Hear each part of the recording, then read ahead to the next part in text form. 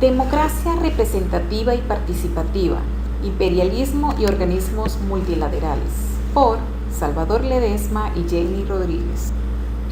El 23 de enero de 1958 en Venezuela se logra derrocar a la que sería la última dictadura militar del siglo XX. El retorno a la libertad y muy especialmente a la idea esperanzadora de construir una sociedad con una democracia perdurable hace que durante ese año los venezolanos vivan uno de los estallidos de alegría y movilización popular más grande que haya conocido la nación. Nace de allí la democracia representativa y participativa, como símbolo de un nuevo sistema político donde los venezolanos tienen la opción de escoger a sus candidatos, por lo que en 1959 se inicia un periodo de grandes reformas políticas y sociales de un largo alcance, cuyo momento culminante es la aprobación de la Constitución de 1961. Durante este dominio democrático surgen fenómenos capitalistas dominados por un imperio en el que los gobernantes de turno tratan de aliviar sus dependencias a través de tratados internacionales. La democracia representativa es la que los ciudadanos ejercen de modo directo e indirecto, eligiendo generalmente por sufragio universal representantes en quienes delegan su soberanía para el ejercicio de las funciones legislativas, mientras la democracia participativa conlleva el activismo ciudadano. Esto es, no solo elegir al representante, sino buscar estar presente en la toma de decisiones, ser parte activa en las tareas del Estado, lo que implica estar más informado y atento a las acciones de los gobernantes. En tal sentido, se lograron los siguientes decretos: nombrar la instauración de una asamblea constituyente mediante previa consulta electoral que dotara a la República de una nueva carta constitucional, la otorgación del derecho al voto libre, directo, universal y secreto a todos los ciudadanos venezolanos, hombres y mujeres mayores de 18 años, para la elección del presidente y miembros del Congreso, el combate a la corrupción administrativa, el abaratamiento de costo de la vida, el cambio de la política petrolífera con el aumento de impuestos a las compañías extranjeras, las reformas agrarias y educacionales, el ejercicio pleno de la libertad de expresión y pensamiento, la libertad de función plena a los partidos políticos y sindicatos organizados, la abolición del reclutamiento forzoso para el servicio militar y el rompimiento de relaciones con gobiernos no democráticos. En el marco de las elecciones de 1958 se firma el Pacto de Punto Fijo entre los líderes de AD con Rómulo Betancourt, COPEI con Rafael Caldera y ORD con Jovito Villalba. Este Pacto de Punto Fijo es un pacto de gobernabilidad para la democracia representativa en el cual establece que los firmantes, independientemente de cualquiera de ellos que salga derrotado en los comicios presidenciales, apoyaría al partido ganador de las elecciones para cerrarle paso a una nueva dictadura y al peligro comunista. Este nuevo sistema democrático crea dos fenómenos capitalistas e interdependientes entre sí, como son el imperialismo y la dependencia. El imperialismo como una etapa actual del capitalismo en los países llamados desarrollados, y la dependencia, que es una característica fundamental de la economía de los países llamados subdesarrollados. Pues el imperialismo no es un modo de producción diferente al capitalismo, es solo su etapa más avanzada. El capitalismo no ha perdido sus características fundamentales, las cuales se basan en que el proletariado tiene que seguir vendiendo su fuerza de trabajo a la burguesía tiene que seguir contratando obreros para apropiarse de la plusvalía de estos, cuya ganancia sigue siendo la finalidad última de la misma. A grandes rasgos, el imperialismo se fundamenta en el surgimiento de los monopolios, del capital financiero, de las exportaciones de capitales, de la formación de las asociaciones internacionales monopolistas que se reparten en el mundo y la existencia de las grandes corporaciones transnacionales. Entre tanto, el capitalismo trae dependencia. ¿Cuáles son estas razones? Pues los países subdesarrollados se caracterizan por el hecho de exportar solo una pequeña variedad de productos, en general productos primarios, puesto que es muy limitado el número de productos que se exportan al mismo tiempo, que son muy escasos los países a los cuales se venden estos productos y a los cuales se les compran los productos manufacturados. para América Latina, por ejemplo, este país, Estados Unidos, cuya penetración económica y política llega a ser dominante después de la Primera Guerra Mundial, domina los mercados externos de los países latinoamericanos y utiliza las más variadas formas de presión a fin de lograr ventajas para sí en un desmedro del desarrollo de estos países. El capital extranjero que se instala en los países independientes desarrolla aquellas ramas de la actividad económica que convierten a su país en una primera etapa precisamente en los sectores productores de materias primas para la exportación. Por ejemplo, en Chile, el capital norteamericano se hallaba concentrado en un comienzo principalmente en la extracción de cobre.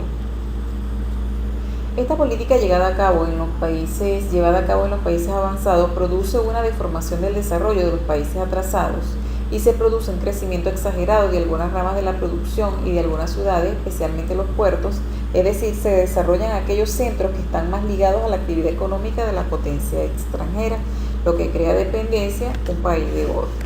Por otra parte, tenemos la dependencia industrial, que es aquella dependencia de la industria nacional de los préstamos e inversiones del capital extranjero, donde el control de la industria por los países imperialistas hace que su desarrollo pase cada vez más a servir a los intereses imperialistas. La economía debe adaptarse al ritmo y forma en que se desarrolla la industria de los países avanzados, lo que implica usar en ella tecnología moderna que los países atrasados no producen. Se creen así las condiciones de una nueva forma de dependencia, como la dependencia tecnológica. Las industrias de los países subdesarrollados no caminan sin sus máquinas, sin sus repuestos, sin sus fórmulas de producción y otras. Los países dependientes no solo deben gastar grandes sumas de dinero en comprar esta maquinaria moderna, sino que también deben pagar los llamados servicios tecnológicos. Es por ello que también crea dependencia tecnológica. La finalidad última del sistema capitalista es la obtención de la máxima ganancia. En su etapa imperialista, esta se expresa en las relaciones que se establecen entre países imperialistas y países independientes. A través de ella, los países dominantes se esfuerzan por obtener de los países satélites siempre más de lo que invierten y logran llevar a cabo esta explotación principalmente a través de dos mecanismos, que es la explotación financiera y la comercial. Finalmente, Venezuela establece algunos tratados con organismos multilaterales, denominados como CELAC, ALBA y Mercosur. CELAC, como es Centro de Estudios para América Latina y el Caribe, es una institución creada para el análisis crítico, proyección y manejo de los problemas estructurales, políticos, culturales, económicos y sociales que afectan a los distintos países latinoamericanos y caribeños. El ALBA, como la Alianza Bolivariana para los Pueblos de Nuestra América, es una organización internacional de ámbito regional que pone énfasis en la lucha contra la pobreza y la exclusión social con base en doctrina de izquierda. Y Mercosur, como el Mercado Común del Sur, establecen la libre circulación de bienes, servicios y factores productivos entre países, el establecimiento de un arancel externo común y la adopción de una política comercial común, la coordinación de políticas macroeconómicas y sectoriales entre los estados partes y la armonización de las legislaciones para lograr el fortalecimiento del proceso de integración. En sí, los dejo con mi colega Salvador Ledesma, quien les abordará un poco más sobre este último punto.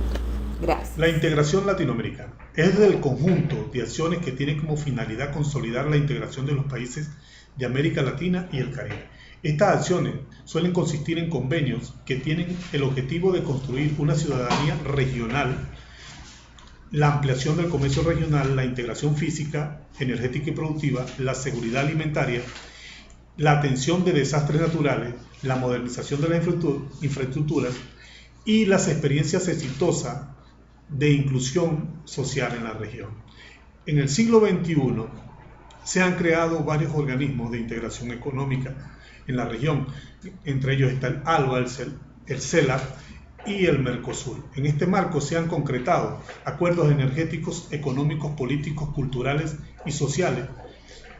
Y uno de los defensores del proyecto fue el entonces presidente Hugo Chávez Frías. El papel de Venezuela en estos organismos, o sea, en el ALBA, Mercosur y el CELAC, ha sido de vital importancia. La integración latinoamericana enfrenta diversos desafíos en el logro de sus objetivos en estos países. Se pretende básicamente, al igual que la comunidad europea, Que América del Sur sea una región más competitiva y desarrollar un espacio común. Implica que a largo plazo debe definirse desde una moneda común hasta cómo será el intercambio comercial, energético, de telecomunicaciones y además el tránsito de bienes y personas. Esto implica aspectos jurídicos, políticos y económicos. Venezuela ha tenido un papel importantísimo en la integración de los países latinoamericanos y del Caribe, en vista de que juega un papel crucial en el desarrollo de la región, ya que el petróleo venezolano es indispensable para el desarrollo económico sostenido de la región. El expresidente Hugo Chávez fue uno de los impulsores de la Comunidad de las Naciones del Sur. Fue clave porque pese a las diferencias ideológicas que hay en la región, él tenía una influencia en Ecuador, Colombia y los países de América Central y del Caribe. En el caso de Cuba, podemos ver un ejemplo claro de lo que es el papel de Venezuela en el desarrollo económico y social de los países latinoamericanos del Caribe.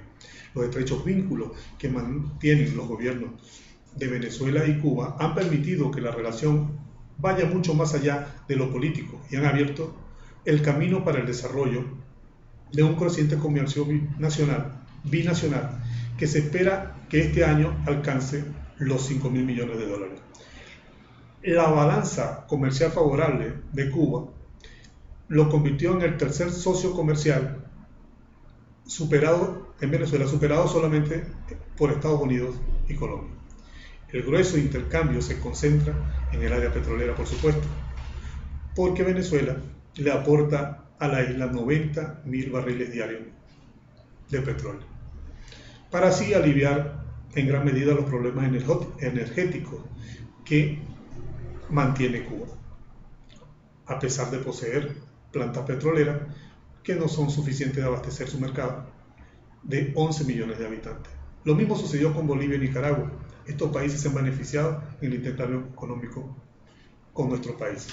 También debo decir que a Venezuela no le ha ido tan bien en estos intercambios, pero ha sido eje fundamental en el desarrollo de la región. Muchas gracias.